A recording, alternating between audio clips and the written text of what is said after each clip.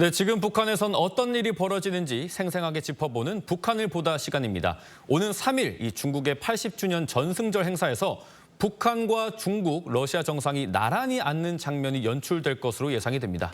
이번 행사가 김정은 위원장의 외교적 입지에 어떤 변화를 가져올지, 또 북중러 밀착은 어떻게 전개될지 전문가와 짚어봅니다. 문성묵 한국국가전략연구원 통일전략센터장 나오셨습니다. 안녕하십니까? 네, 안녕하십니까? 네, 러시아 쪽에서는 시진핑 주석을 중심으로 오른쪽에는 푸틴 대통령, 왼쪽에는 김정은 위원장이 앉는다고 밝혔습니다. 전 세계에 북중러 정상이 한 자리에 있는 모습이 공개가 되는 건데 네.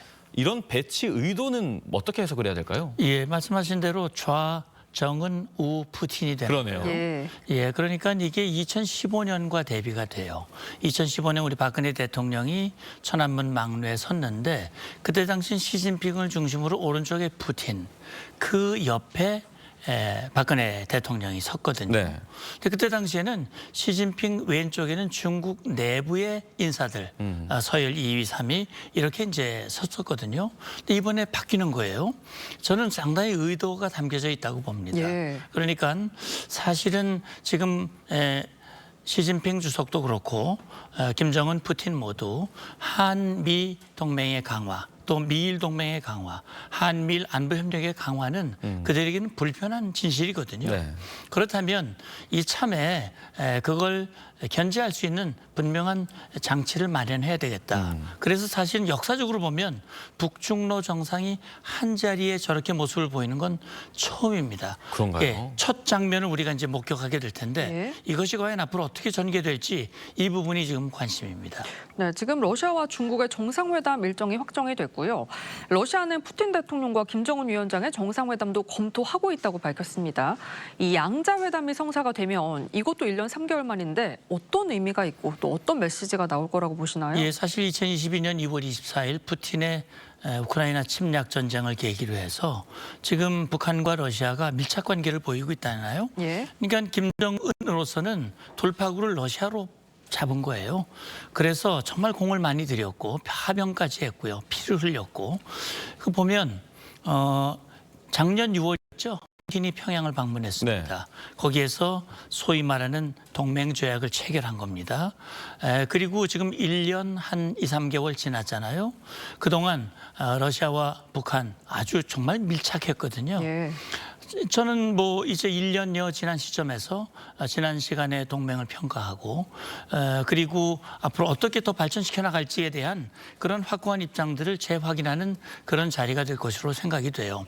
다만 지금 보면 이제 러우 전쟁이 어떻게 될지 모르기 때문에 또 이후의 상황이 김정은에게 유리할지 불리할지 모르기 때문에 김정은으로서는 중국과의 관계를 다지는 그런 계기로 삼으려는 계산도 있어 보입니다. 네, 저희가 다음 주면 김정은이 집권 이후 처음으로 여러 정상들과 함께 있는 모습을 보게 될 텐데요. 이 북한의 외교적 입지에 어떤 변화가 생길까요? 예, 물론 이제 김정은의 다자 외교 무대 데뷔는 역사적으로 처음 있는 일이고 예. 과연 이게 앞으로도 그러면 다자 외교 무대에 자주 데뷔할지 네. 여부는 지금은 확정할 수는 없습니다. 예.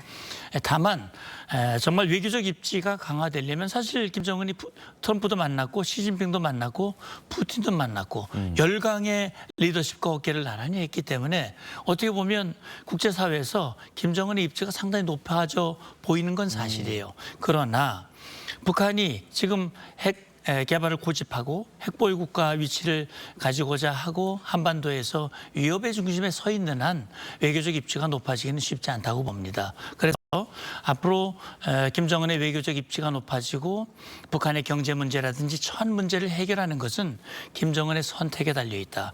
국제사회가 원하는 비핵화에 적극 호응을 하고 한반도의 평화에 기여하는 모습으로 변화되지 않는 한 외교적 입지가 그렇게 강화되는 걸 기대하기는 쉽지 않다 저는 그렇게 봅니다. 아무래도 트럼프 대통령은 본인이 주도하에 이 북핵 문제를 해결하기를 원하는데 북중러 구도가 공고해진다면 전승절 이후로 앞으로 북미 관계는 좀 어떻게 정립이 된다고 봐야 될까요?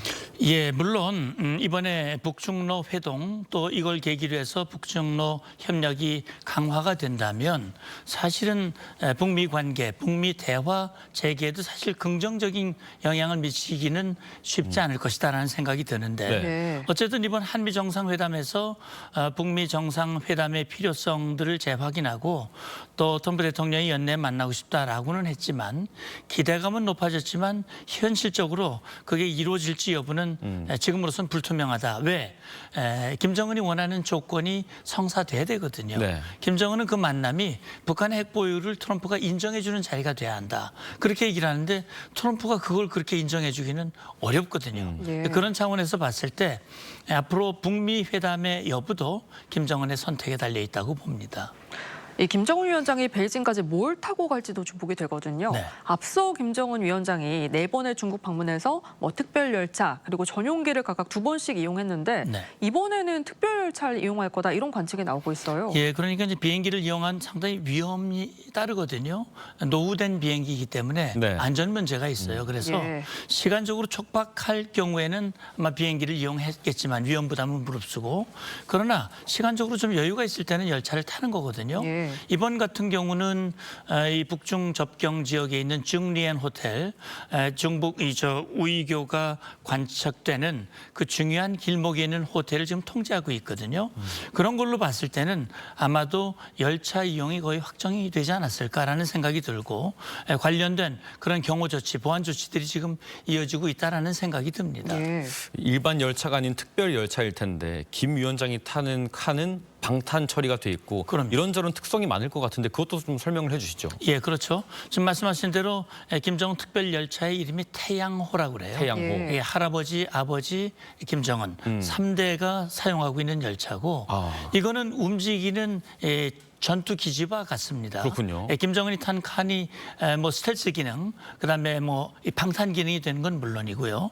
그다음에 거기에는 이 박격포라든지 기관총이라든지 상당히 무장이 강화돼 있어요. 열차예요. 열차에. 예. 그래서 굉장히 무겁잖아요. 그러니까 빨리 못 달립니다. 물론 철로 자체가 노후가 됐기 때문에 빨리 못 달리지만 사실 1시간 만에 갈 수 있는 거리를 20시간이 걸리는 한 50km 속도밖에 안 되기 때문에 네. 그럼에도 불구하고 김정은이 열차를 이용하는 것은 안전이 담보가 되고 또 김정은 입장에서는 또 안락할 수 있어요. 그렇겠네요. 그런 차원에서 열차를 이용할 가능성이 이번에는 좀 더 높지 않을까 이렇게 전망을 해봅니다. 네, 앞서 김정은 위원장이 중국을 방문할 땐 대부분 부인 리설주와 동행을 했었는데 이번엔 누구 데려갈까요?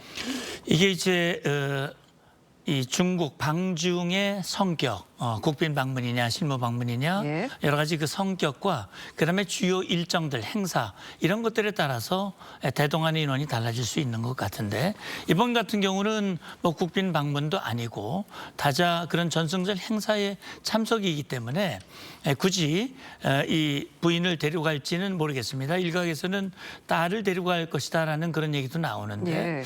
그렇게 되면 국제 무대에 처음으로 데뷔하는 김정은이 주인공이 되기보다는 그 딸이 또 주목을 받을 가능성도 있어서 제가 볼 때는 이번에는 데리고 가더라도 공개하거나 그렇게 공개 행보를 하지는 않을 가능성이 좀 더 많지 않을까 생각해 봅니다. 네, 알겠습니다. 지금까지 문성묵 한국국가전략연구원 통일전략센터장님 모시고 오는 전승절 소식 짚어봤습니다. 말씀 감사합니다. 감사합니다. 감사합니다.